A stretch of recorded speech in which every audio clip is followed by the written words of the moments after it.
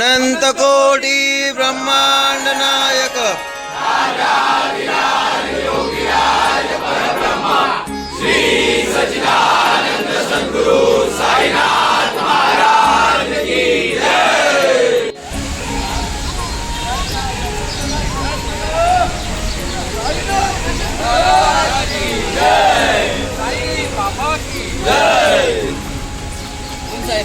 साईराम साईराम साईराम साईनाथ महाराज की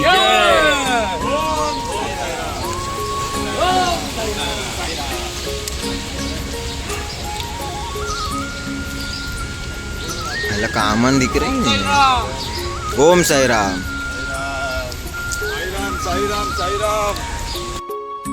साईमाई सकाळ भावानो आणि आज आपण निघालेलो आहोत दिवस दुसरा अशी यारी गल्ली शिर्डी पदयात्री मंडळ ठाणे ते पडगा असा प्रवास आहे आमचा.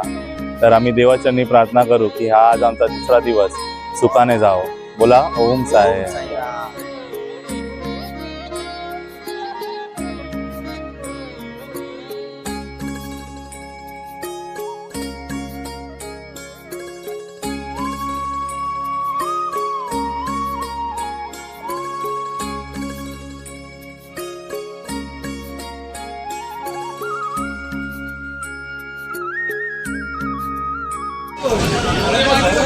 आम्ही आता नाश्त्यासाठी थांबलेलो आहे.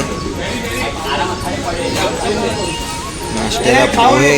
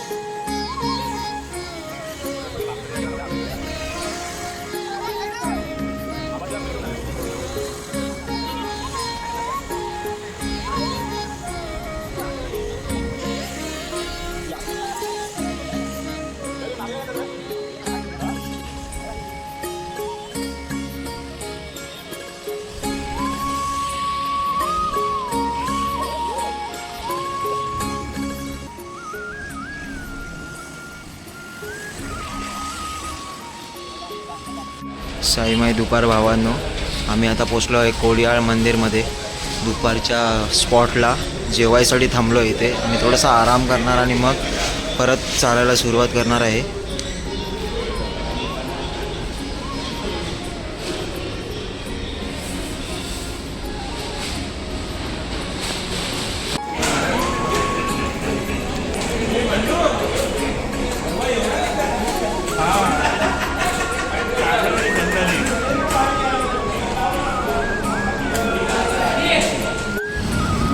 साईमाई दुपार भावांनो आता आम्ही निघालो आहे जेवून पडग्याच्या दिशेने.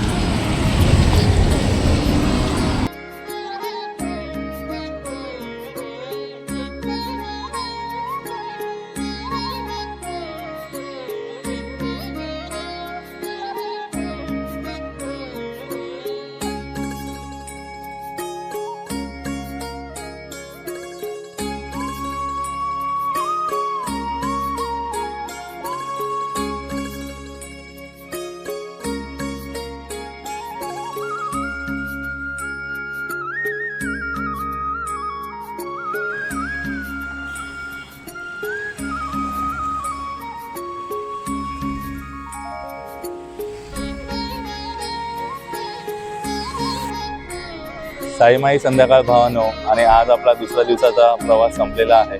असे आपण आज 40 किलोमीटर गाठलेले आहेत.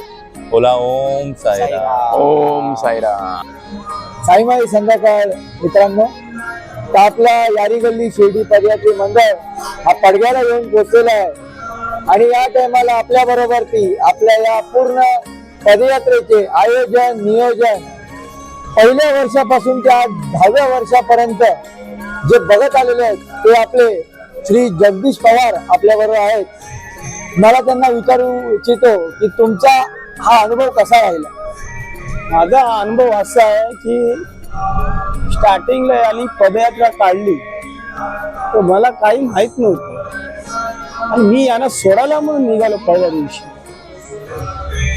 सोडायला निघालो, त्याच्यानंतर बाईक घेऊन मी निघालो ठाण्यापर्यंत.